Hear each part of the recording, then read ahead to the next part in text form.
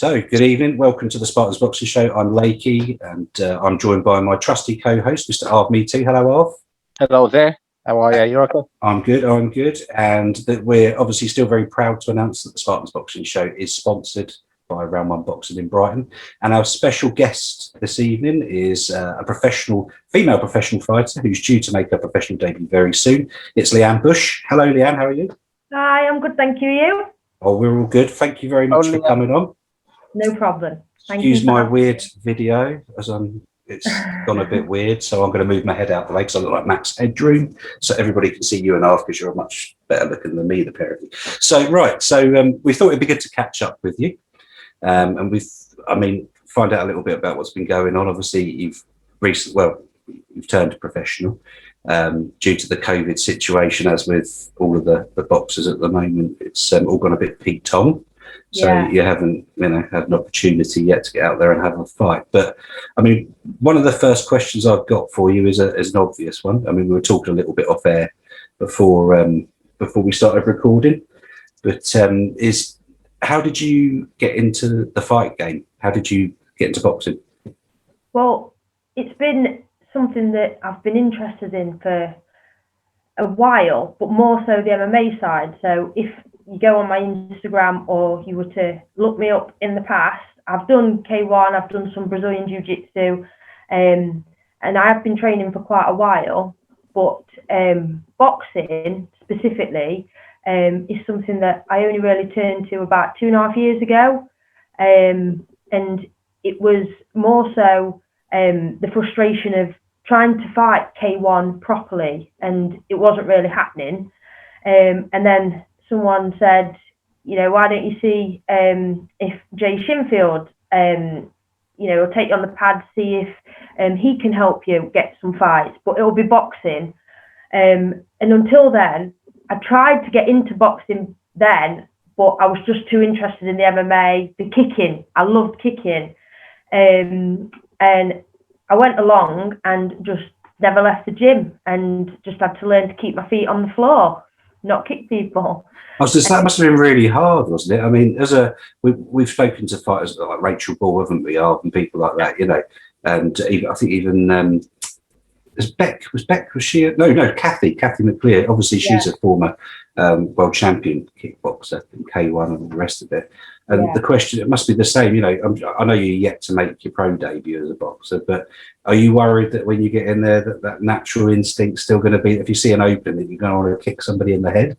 No, I'm confident it's gone. I am confident it's gone, although I was so reluctant to give up on the kicking for quite a while. I think that's probably why I didn't get any interest in boxing initially, because I just loved kicking so much so that I probably neglected learning the striking properly, the boxing side of it. So there was a lot that Jay had to fix when I did finally decide that K1 wasn't happening, kickboxing wasn't happening. But now, no, I'm in no danger of kicking anybody, and I certainly don't want to do it on my debut. I don't want to be. He's a lovely guy, old Jay. I remember him very well when I used to be on the circuit. When you were doing the K1, did you get any sort of fights? Did you get regular fights, or did you not get any sort of fights when you were doing that game? What was it like? The frustration with K1 was I only had 2 fights, and I would take them very, very seriously. And if all had gone to plan, I would have had 5, 6, 7 fights. But the problem I found, because it's so unlicensed and there's no regulating body really for all the unlicensed K1 MMA, girls would say they want to fight. You would train. Now I realise I was close to training like a professional fighter twice a day, cutting weight. I would cut a lot of weight, and they would cancel the fight the day before. And the final straw was I cut a bat stone. I decided I was going to fight at the lowest I've ever fought at, and she just never showed up for the weigh-ins. So I'd done it all for nothing. But what irritated me was every time the girls did it to me, I wasn't fighting. I wanted to fight regularly. I wanted the experience, and I wanted to train and show people that were buying the tickets, because I'd have to give all the ticket money back.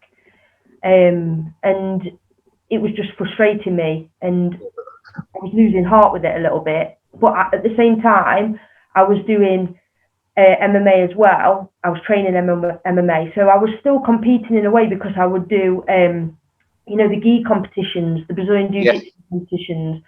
I've won a couple of medals in local tournaments like the Nottingham Open and some things like that. So I was still getting to compete, but I felt like I was building up to fights and then nothing was happening. And, there's a lot of nerves in it, a lot of pressure. You put yourself through some proper mental games even before you've seen your opponent, and then they just weren't turning up. Or the last fight, and it's probably on YouTube, and I didn't do very well at all. She didn't make weight, so I think we fought about 1.5 stones apart in weight, and it was just getting on my nerves. Oh, that's too much, isn't it? 1.5 stones, crikey. Yeah. Very disheartening that, doing all the training, thinking you're going to fight, and then when it comes to it, there's no fight. I understand you 100% there. Oh, 100%. And it was frustrating because it was taking time away from my family. My daughter was only really young then, and I was getting friends and family to look after her so I could put extra sessions in. And these girls, they must never have had any intention. Certainly the ones that let me down the last time when I absolutely lost my temper with it. There was no way she had any intention of fighting. She didn't sell any tickets. She just ghosted the promoter when he tried to ask her for a weight. She was never going to do it. But in my mind, 3 months, we were. Yeah. I'm sure, like, now you've turned over to the boxing, you will have a lot more opportunities, especially like regards like when the COVID has all come to an end and everything got back to normal.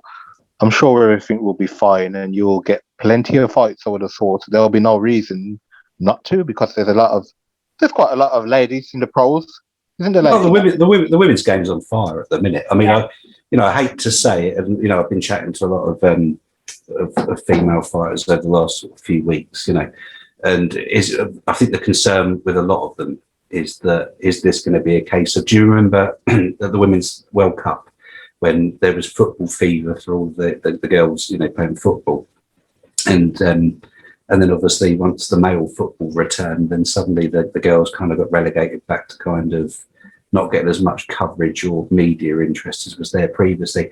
And I think that might be a little bit of a concern. Is it a case of, the women, the fight, we're real advocates for the women's fight game, on our show, but is it a case of is that fear going to be that once the world resumes to some kind of normality, is it going to be a case of the women's fighters are going to be kind of struggling a little bit to get the fights, unless you're on a, with a big promoter or, you're a real name, marquee name. So I think that's the only concern. But generally speaking, I mean, I think what's going to happen with the women's fight games, the depth is going to grow, because at the moment, I think depth. Well, what weight do you fight? Are you going to fight at, Lianne?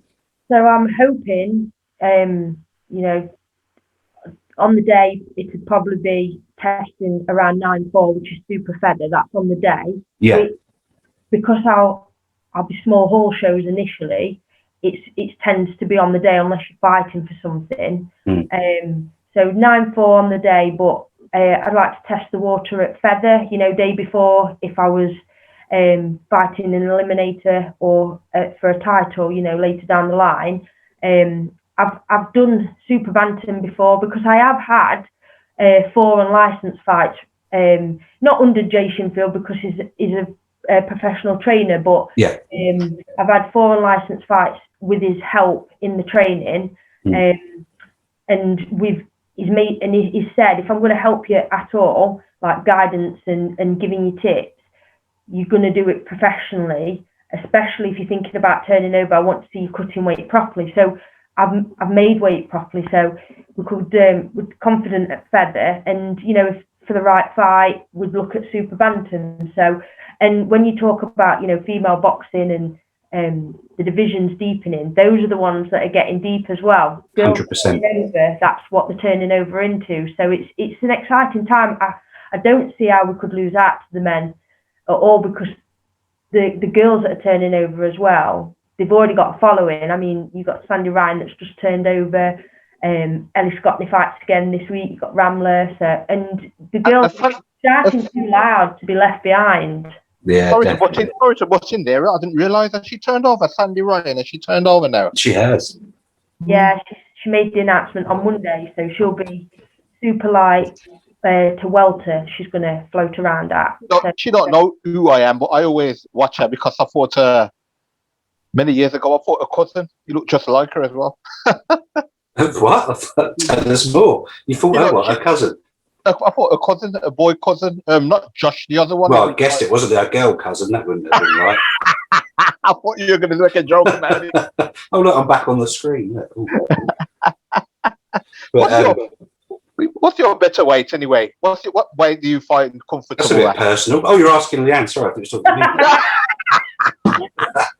That's what you are. It's hard to say because I've not got that amateur experience, so I've not had a lot of experience of cutting weight. But I know that I could be comfortable at feather, and I know that I could be comfortable at super feather.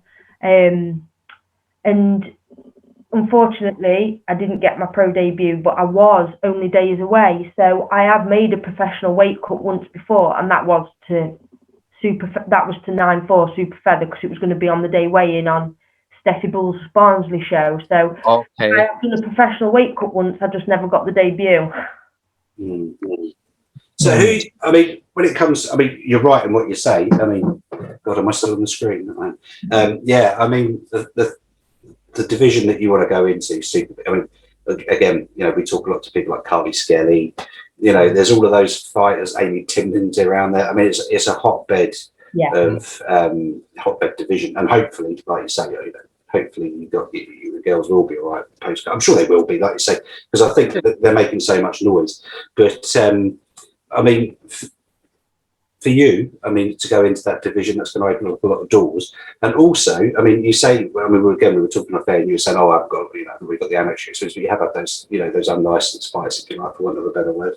And, with your karate, your K1 experience and all that kind of stuff, you're finding that a lot of the female fighters at the moment as well, they're having probably 4-5 fights, and then they're being thrown in for world title fights. Yeah. Are you kind of the mindset you're thinking, 4 or 5 fights down the line, that would be lovely, or would you rather do it at a more structured, traditional kind of get the experience route? I said off air, I only joined Twitter this week, and actually that was speaking to Sandy on Instagram. She was like, "You need to get yourself on Twitter." Yeah, it's true. I'm going to go on Twitter, and I said, "Why haven't I been on Twitter before?" I'm just on it, and the back and forth and the debates and the mudslinging, I'm not into some of the things that you see people saying on there. You think, come on, that's quite harsh. But it's for boxing, it's absolutely brilliant. I can't believe I haven't been on it already. And I know on Twitter, because I've been reading it, the world, Britain is split with Shannon Courtney and Ebony in their opinion of world title, should it not? And nobody's bothered that they're fighting. Everybody loves that they're fighting. The debate is, should it be a world title fight? And in answer to the question, just because I could, would I want a world title fight in 4 to 5 fights? No, and I don't knock them for doing it. You go out there and you do what you've got to do. Because I perhaps haven't got the amateur background and I haven't got the following, I'm happy to build from the small halls, because I think, a bit like Beck Connolly said on her interview with you, I'm still learning, and it's going to be a learning on the job experience, and I'm happy not to push myself into deep waters and make bad decisions and maybe end up disheartened with it. I think, if you do your apprenticeship and you earn your stripes, surely you'll be rewarded in the end, and you give yourself the opportunity to put on a performance when you are fighting for a world title and put yourself in a position where no one's going to doubt that you deserve it. No one doubts that Chantel Cameron deserves hers. No one doubts that Terry Harper deserves the shot that she had, but I'm not getting at Shannon Courtney or Ebony that they're fighting for one. I'm not trying to fast track myself because I don't think I've earned that yet. Fair play, fair play. And who do you think will win that fight? You can't sit on the fence. You can't sit on the fence. And Ebony. Yeah. It's a difficult one. And you know, when you said, do you want to come on and do an interview? I thought, I wonder if they ask me, I'm going to think of my answer. And here we are. And there you are, you've asked it. But what I kept coming round to is, we've seen Shannon fight, and we know, you know, how she's performed when she stepped up in competition against Rachel. And you can find Ebony's fights on YouTube, but we can't see Ebony's latest fight, and that fight is a fight after 13 months fight camp, basically, because she's been in that fight camp because she was meant to fight Rachel and then she didn't. So you can't compare Ebony on her last fight that you can visually see because they didn't record the last one, and who knows how much improvement she might have made. So maybe if I'd seen that, I could feel confident, but she's certainly confident. She's absolutely adamant she's walking away with it. And I know everybody should show that when they fight, but I just think it's a weird one because Shannon, before Rachel, would have been all over social media, and she's pretty silent, and she got the stoppage in the fight before, but neither of them have necessarily fought anybody with amazing winning record until Shannon did with Rachel, and she lost. So it's hard to split the two of them. That's a good opinion. That is. That's a very, very seasoned opinion there. I like that. And I mean, we spoke to Rachel Ball, didn't we? On the and Evan Bridges, we had them both on together. But and that was very weird because we interviewed the pair of them and we asked the question to them: would you ever fight?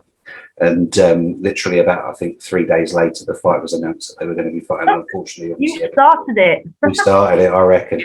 Of course, then the injury happened to Bridges, and you know, that's the past. Is the past. Now, unfortunately, it's funny how it works out, isn't it? Because obviously that happened to Ebony, and then you know now it's gone full circle, and obviously you know now Rachel. We wish her well. Hope she feels better soon. But obviously she's had COVID, so she's had to stand down, and now Ebony steps into the breach. So it's a funny old game, isn't it, boxing? When is that fight anyway? When's that fight, Lakey? April the 20th or April the 13th? April. My brain's gone now. I think it's April the 20th, isn't it? Oh, it's April. Yeah, it's April. It's in April. Yeah, I think it's the 20th. She's put on her social media that she's landed in Philly, and she's got the training camp, and she's got 4 weeks. So it's about. Yeah, so it will be very, very interesting to see what happens because there's a lot of bad blood between those two through social media exchanges. So titles aside, you know, it'd be an interesting fight regardless. I think. I'm going to say, you know, Lianne, talking of fighting, I can't say when there's going to be any small hall shows, and it would be better to make your debut on a small hall show, wouldn't it? And I don't think there's going to be any right now. You got people like the likes of Burns, they're all doing their all shows and in the bubble and stuff.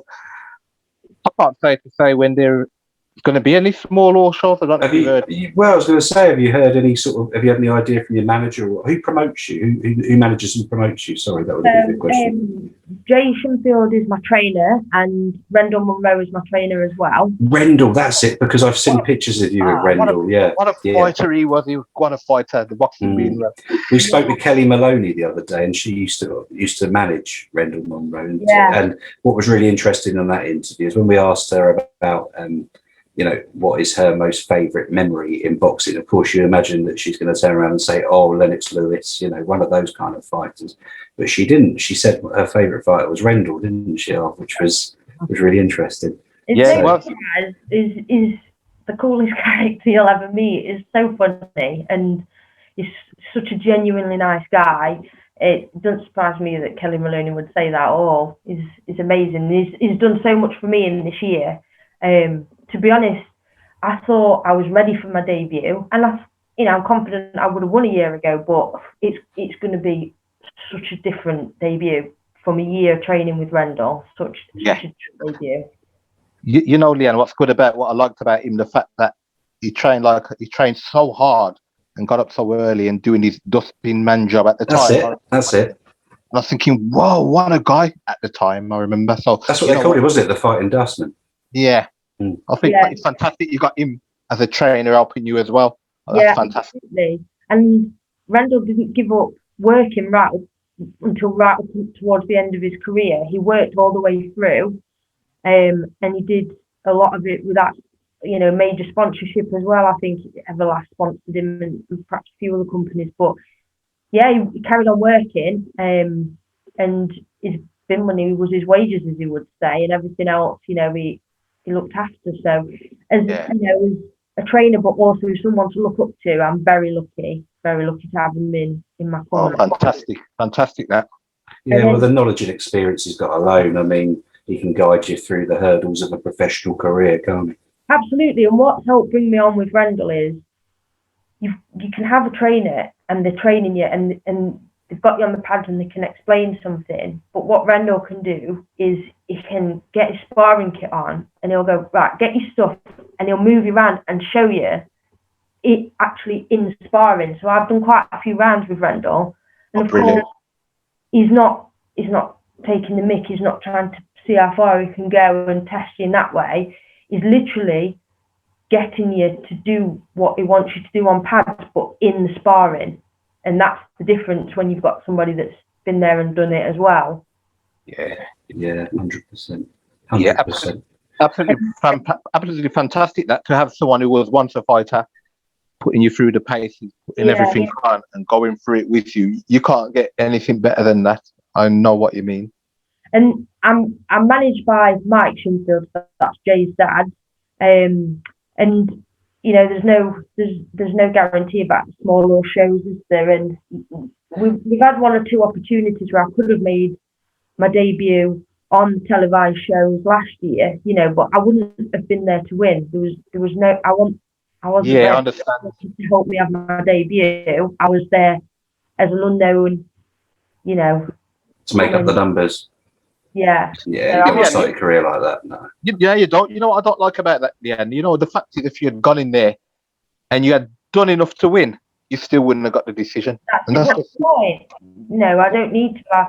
I know that for my debut last year, when the time was coming, I had sold over 100 tickets. I can sell tickets, I can do it properly, and I'm happy to wait, you know.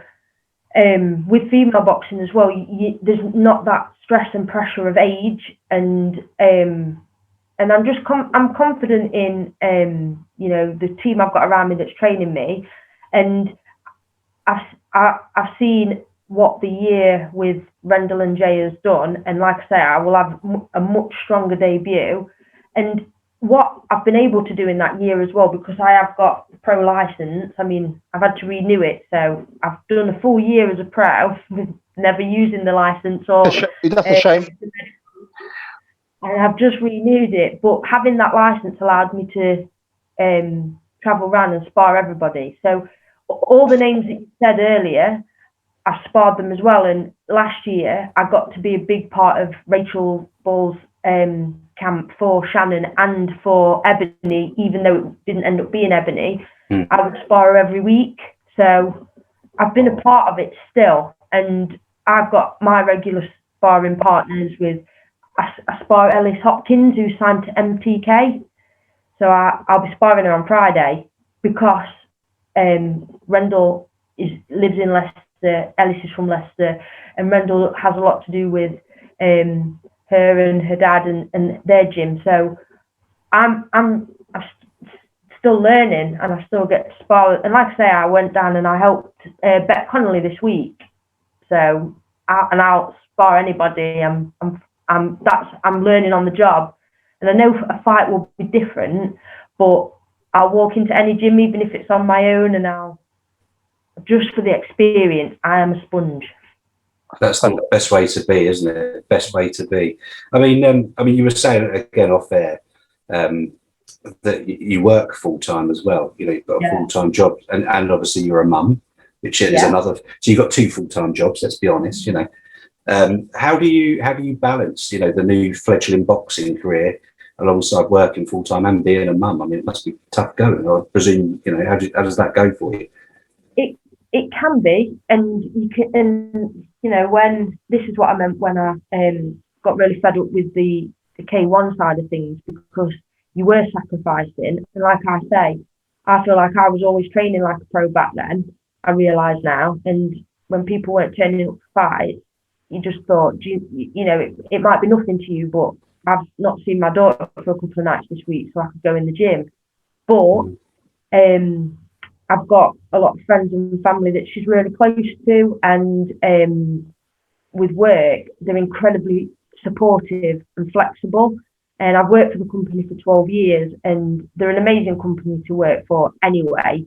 You can say the name if you like. You're allowed to. I work for Swimming World, Swimming World head office.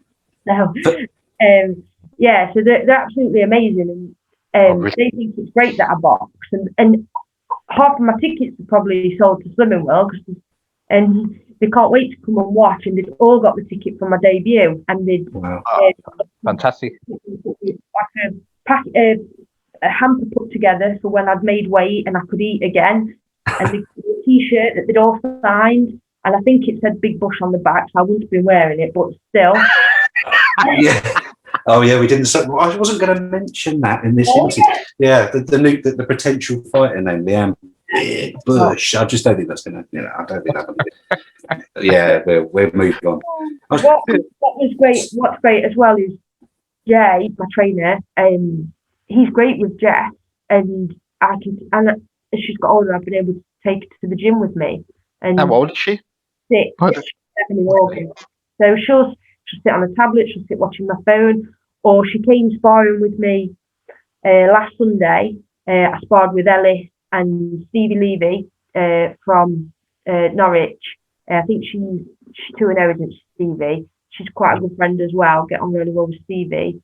And she'll just stand at the side, but sometimes she'll start chanting, so she'll go, more me, more me. And then as I've done, she's giving me critique, but usually it's positive. I get a positive response from her, but she'll tell the others that they were really good as well. So she's brilliant. So it makes life easy that Jess will come along and watch me as well. So does she know that you'll be fighting soon and that kind of thing? And yeah, you know it? I think she sort of gets it, but I think she just loves watching me and seeing me. Sometimes I have to lie to her if my nose is bleeding a bit, but yeah, she loves it.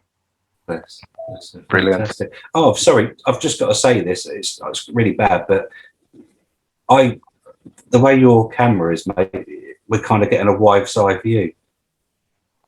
A what? A wife's eye view. That's better. Can you see me now? That's better. That's better. Yeah. Don't worry, I'm having a moment. Yeah. No. So that's it. You're back now. You vanished off my screen. Okay. Yeah, you're back. That's cool. So yeah, sorry. So she's well on board with what you're doing. She doesn't mind seeing the blood, and that's all right, is it? Yeah, just have to just clean it up really quick and then just distract her. But she's fine. She loves it. And last year when getting ready for the debut, the BBC came over and interviewed me, and they let Jess be in that, which was really lovely. That got a really good response on Facebook when I shared it as well. Everybody, she probably got a better response than me. I think it got 10,000, 18,000 views on some of the clips, and I think it was all Jess. I think there was 2 versions that they did. One that got 10,000 views, which was mostly me, and then they did one with more of Jess in it, and that got 18,000. So who's more popular? Brilliant.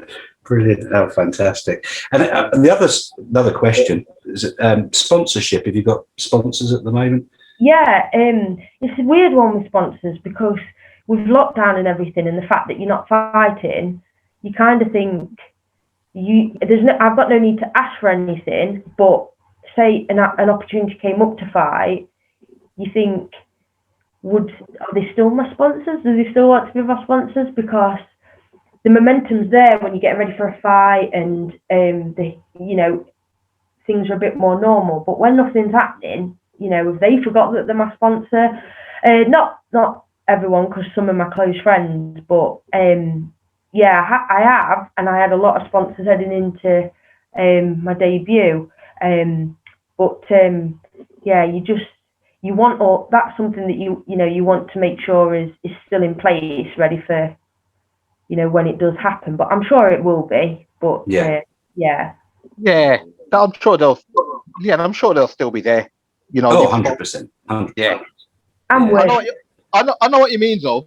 You're thinking to yourself, well, I'm not doing anything, but you'll find that they'll be there and they'll be ready and to help you.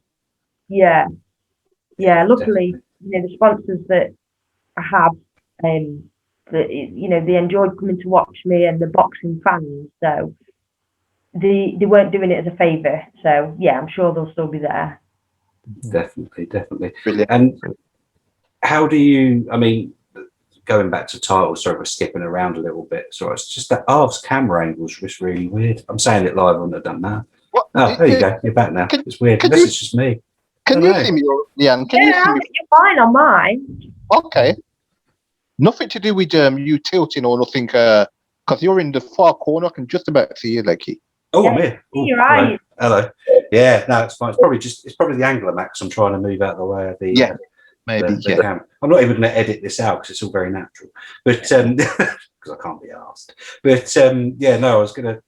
I mean, title-wise, jumping around again. There's no British title for the women That's at the moment. The only thing which is very, very sad, and I'm sure because everybody's going on about it, at some stage there will be a British title for ladies, I would have thought. I hope so. On the one hand, you kind of understand it because in some weight classes, if you put a British title, you just have to give it. Who would they fight for it? Because they're not all. I think super feather and perhaps super bantam, feather and super feather. The girls around there, they've deepened it. So at some point, you could argue, yeah, we could have a British title for that now. But what would you do with super light for a British title? It's kind of been that there's been no need for it. But hopefully, with so many people turning over, because not having that amateur background and getting into boxing perhaps a little late, I felt like it's been important to get to know who people are and look over past fights and bit like research, but also genuine as well, wanting to know who people are and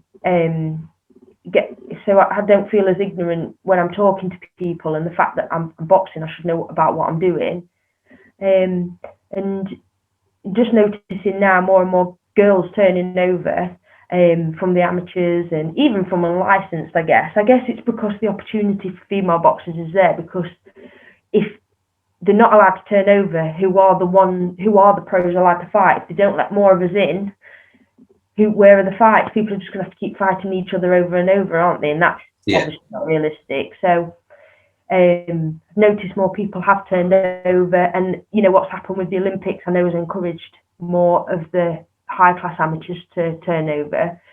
So maybe in the not too distant future we'll get a few more domestic titles for us, because I don't think it's just British. There won't be area titles for us either, would they?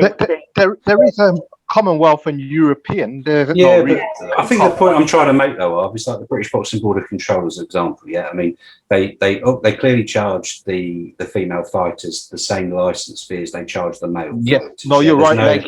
So if they're charging that same fee, so if Lianne's paying the same fee as a male fighter, then she should be allowed to have all the same opportunities as a male fighter. So if there's area and British titles that are available to men that are paying the same license fee as Lianne, then Lianne should be allowed a shot at a British title.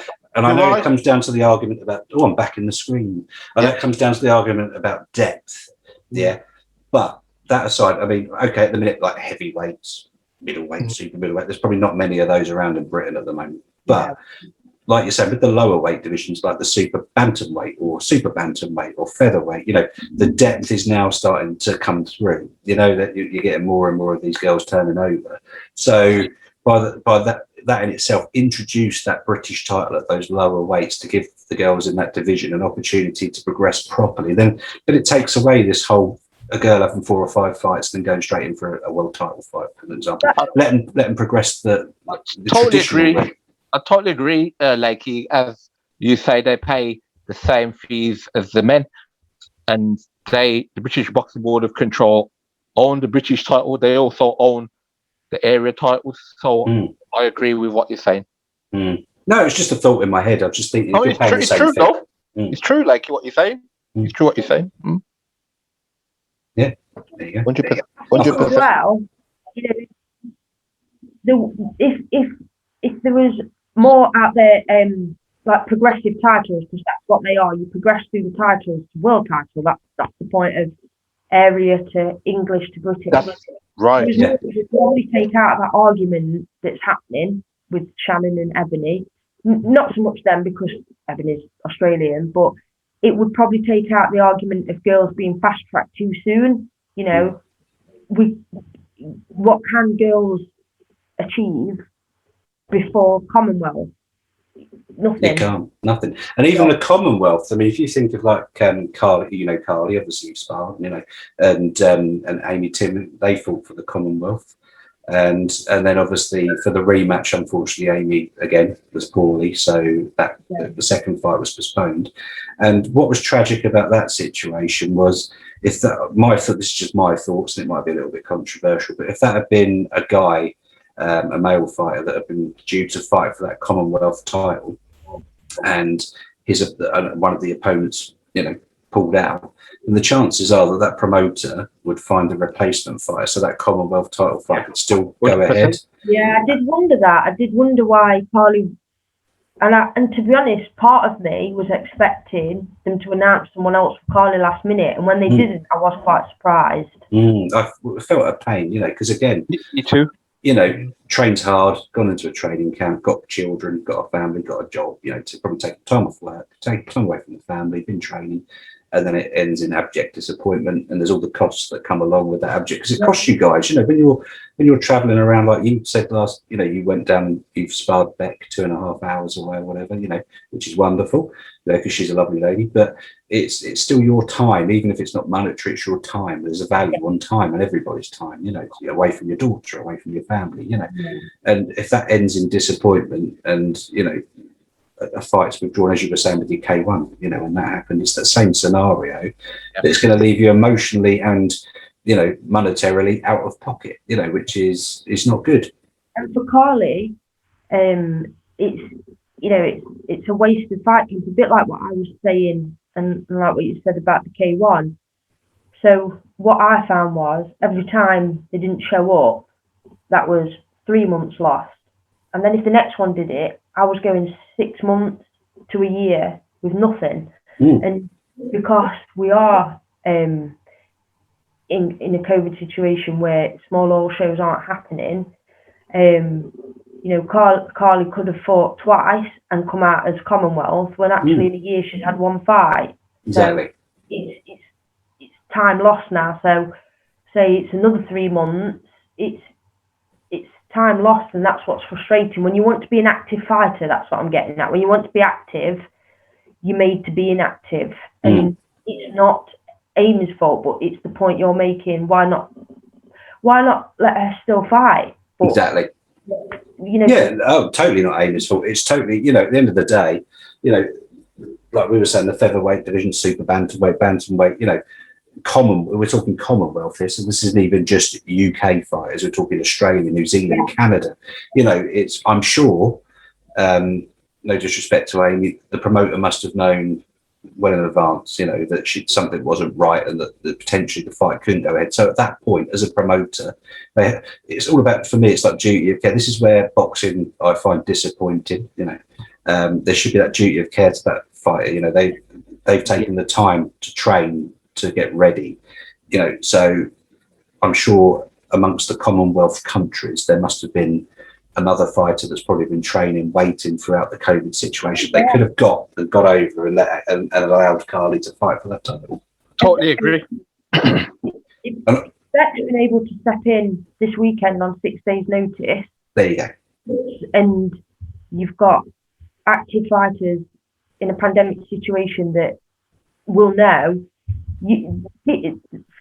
pro fighters are going to be in one of two positions. They're either going to say, I can afford to wait for small holes to come back. I'm young enough, or, you know, I'm happy to wait, but I'll stay ticking over. Or I'm going to stay on weight, and when the phone rings, I can answer it, like Beck has. And I think they could have, yeah. Yeah, no, definitely could have done.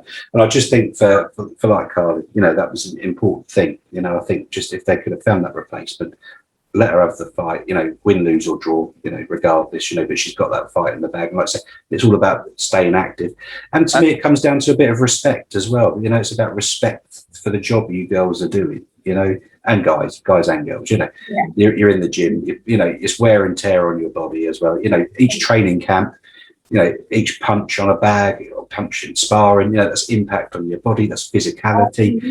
Yeah. You know, and over a career can only go on for so long. Arv knows better than me because he's been a fighter, you know. But such a short career, isn't it? Yeah. You know, you're really to the next thing you know, it's over. Exactly. You know? Yeah. And that's why you can't afford the wear and tear with no result at the end. Exactly. And the thing is as well, you know, let's be honest, we all know that when we start to slow down, you can actually feel it. No one can't make any excuses and carry on. You, as a fighter, you actually know when it's time to give up. We all know. People sometimes fight and pretend like they don't know, but we all know. Yeah. You see, you see yourself slow down in your career, you feel it, and you know when it's time to give up. 100%. And I feel it every morning. I'm 45 now. I feel it every morning when I try and get out of bed. I wasn't even a fighter. But anyway, and I'm back. But yeah, so what was I going to say? Before, we better let you go, but you know, because we've kept you on for long enough, and I know you've probably been at work today and you've got to see your daughter and probably have some dinner. But before I let you go, you know, we're going to ask you, Anthony Joshua, Tyson Fury, prediction. What do you reckon? Who's going to get it? I think it's going to be Tyson, because he's just so confident, and I think the way he talks to his opponents, he's got that way of getting in the head and beating them before they're in, and not necessarily everybody, but it's just how confident he is. Sometimes I think to myself, if I was fighting him and he was talking this way to me, he'd probably convince me I'm going to lose. Like, he just talks to people like it's a foregone conclusion and they just don't know it. Like, everybody knows, everybody's already decided, like it's already happened, and the opponent just needs to catch up. It's like, it's just unnatural confidence, and it's why he is where he is, and as well as being a great boxer. But he's in my head. He's convinced me. I've listened to him and I've thought, yes, you are. He's got this thing. It's just how he talks. He's convinced me. It's the psychological work. Brilliant. Good to know. We're going to try and keep a tally of people's predictions. And if the fight does, I know they've signed, but if I'm still a big if, because I never believe anything until they're in the ring facing each other and the first bell rings. But it'd be nice to get an idea of everyone's predictions, then we can put them up and figure out who was right and who was wrong. Because I've got a good history of calling fights, haven't I? Yeah, you have. So, yeah. It sounds like boxing that we can get excited and then it can be gone like that. But it's not always everybody's fault, but sometimes politics get in the way, and that's when it's frustrating, because at the end of the day, you've got two athletes that want to compete, and there's not a lot of other sports where there's so much that causes problems. If two football teams need to meet, they play, done. But this, well, I don't know. I support Brighton, so I can't agree with that. But my last few boxing predictions, I've lost the last three, I think. I should have started betting money with you on boxing predictions. I might start doing that. I don't bet, but I'm starting to think maybe I should. No, I'm too scared to gamble. But maybe I'll have to start. But yes, but anyway, then stay on the line, because what I'm going to do is I'll close out the show. But thank you very much for joining us, and we wish you every success with your career. And fantastic. when that long-awaited pro debut happens, I'm sure you'll be all right. And I won't see you out as Lianne Big Bush. I shall say it's Lianne Bush, soon to be professional fighter, even though you are a professional fighter, but soon to make your professional debut. Yeah. And you know, we look forward to following your career with great interest. And I'm sure you're going to be very, very successful. I have no doubt you sound very determined, and you're very level-headed, and you know what you want, and you know where you're going. So I'm pretty sure that anybody watching this on our YouTube channel or listening on the radio, when it goes on the radio, is gonna give you a follow. What's your Twitter handle, by the way? Because you've said you've just recently signed to Twitter. So does that mean the name? Yeah. It's about novice. I'm novice for everything, aren't I? It's just looking now. I'll look for you if I know what it is. Lianne Bush 18.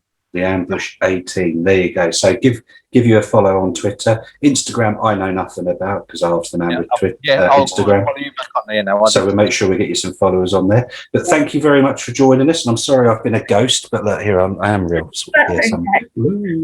But yeah, so but yeah, thanks very much, and we'll chat to you soon. You've been listening to the Spartan Show, sponsored by Round One Boxing, with Mr. Arv Meter and me, the Ghost.